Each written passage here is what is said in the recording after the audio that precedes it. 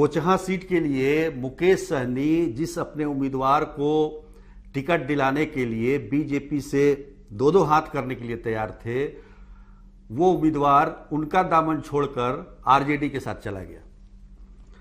बोचहां विधानसभा के इस उपचुनाव में भारी उलटफेर हो रहा है और सबकी नजरें इस चुनाव पर है, इस उपचुनाव पर है। नमस्कार, बिहार तक में आपका स्वागत है। तो बोचहां विधानसभा उपचुनाव के लिए बीजेपी ने पहले ही अपने उम्मीदवार बेबी कुमारी के नाम की घोषणा कर चुकी है। बोचहां सीट वैसे तो वीआईपी के खाते में था, यानी कि मुकेश सहनी की पार्टी के खाते में था, लेकिन मुकेश सहनी ने उत्तर प्रदेश में बीजेपी के खिलाफ चुनाव लड़ा, उनके खिलाफ प्रचार किया। इसके एवज में, इससे खफा होकर बीजेपी ने वो सीट उनसे छीन ली और अपना उम्मीदवार खड़ा कर दिया। अब मुकेश सहनी इस सीट से मुसाफिर पासवान, स्वर्गीय मुसाफिर पासवान के बेटे अमर पासवान को टिकट देना चाहते थे। अब अमर पासवान ने देखा कि एनडीए के उम्मीदवार की घोषणा हो चुकी है, तो उन्होंने धीरे से अपना पाला बदल लिया और आरजेडी के साथ चले गए। अब आरजेडी ने उन्हें टिकट भी थमा दिया। अब टिकट थमा दिया तो सबसे बड़ी मुश्किल हो गई रमई राम के लिए, जो कि पूर्व मंत्री और आरजेडी के नेता हैं। वो अपनी बेटी के लिए, गीता देवी के लिए वहां उम्मीदवारी चाहते थे। अब उनकी मुश्किल पैदा हो गई तो वो सीधे भाग कर मुकेश सहनी के यहां चले गए। तो ये इस तरह का खेल चल रहा है। मुकेश सहनी, सबसे बड़ी बात कि उनकी पार्टी वीआईपी, जिसके 4 विधायक थे पिछले विधानसभा चुनाव में जीतने के बाद, लेकिन अब 3 ही हैं।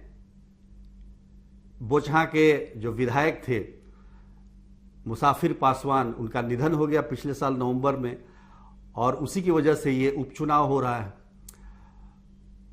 मुकेश सहनी चाहते थे कि मुसाफिर पासवान के बेटे अमर पासवान उनके उम्मीदवार बने, और इसकी चर्चा भी उन्होंने कई बार की थी। लेकिन इस बीच उत्तर प्रदेश के चुनाव में जो उन्होंने शिरकत की और उनकी पार्टी ने चुनाव लड़ा और बीजेपी के खिलाफ प्रचार किया, तो बीजेपी ने खफा होकर बोचहां सीट उनसे छीन ली। 2020 के विधानसभा चुनाव की बात करें तो मुकेश सहनी जब एनडीए में आए थे तो उन्हें बीजेपी ने अपने खाते से 11 सीटें दी थी, और उस 11 में से 4 सीटें वीआईपी पार्टी जीत पाई थी। अब बीजेपी ये चाहती थी कि उत्तर प्रदेश में मुकेश सहनी चुनाव न लड़े, लेकिन मुकेश सहनी ने उनकी बात को नहीं माना और इसका नतीजा हुआ कि बोचहां सीट उनके हाथ से निकल गई। अब सवाल यह है कि मुकेश सहनी को करना क्या चाहिए। मुकेश सहनी की पार्टी बहुत ज़्यादा पुरानी पार्टी नहीं है। 2018 में ये पार्टी बनी है वीआईपी, और एक लोकसभा का चुनाव लड़ा था उन्होंने, उनकी पार्टी ने भी लड़ा था, लेकिन कोई सफलता हाथ नहीं लगी। उसके बाद विधानसभा में वो एनडीए के साथ है, लोकसभा महागठबंधन के साथ लड़ा था, तो विधानसभा में उन्हें सफलता जरूर मिली। और जो 2020 का विधानसभा चुनाव में जो समझौता हुआ था बीजेपी के साथ मुकेश सहनी का, उसमें 11 विधानसभा की सीट और एक एमएलसी सीट भी थी। उस सीट पर अभी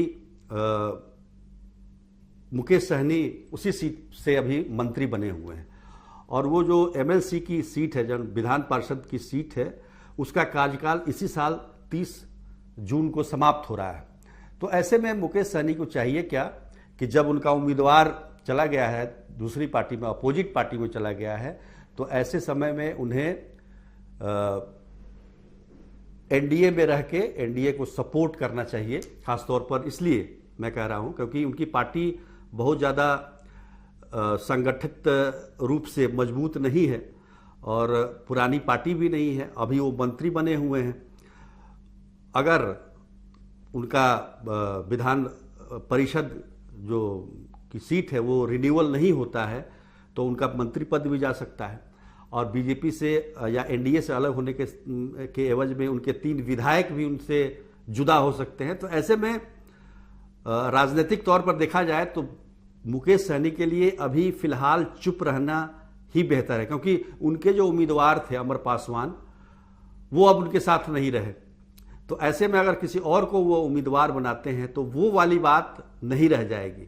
मान लीजिए कि रमाई राम की बेटी को ही, गीता देवी को ही उम्मीदवार वो बनाते हैं, लेकिन वो पहले वाली बात नहीं रहती, क्योंकि वो दावा बनता था मुसाफिर पासवान के बेटे को टिकट देने का मतलब सहानुभूति का वोट भी मिलना तय था।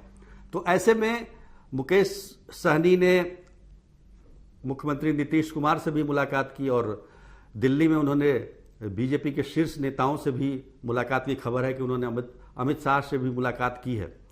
तो ऐसे में उन्हें सोच समझ कर निर्णय लेने की ज़रूरत है उन्हें। और बाकी तो खुद वो जुझारू नेता हैं और कई तरह के इसी 6-7 साल के अपने राजनीतिक करियर में ही कई बार वो पार्टी और पाला बदल चुके हैं। तो मुझे लगता है कि उन्हें इस समय राजनीतिक रूप से सोचकर निर्णय लेने की आवश्यकता है। आज के लिए बस इतना ही। तब तक के लिए धन्यवाद।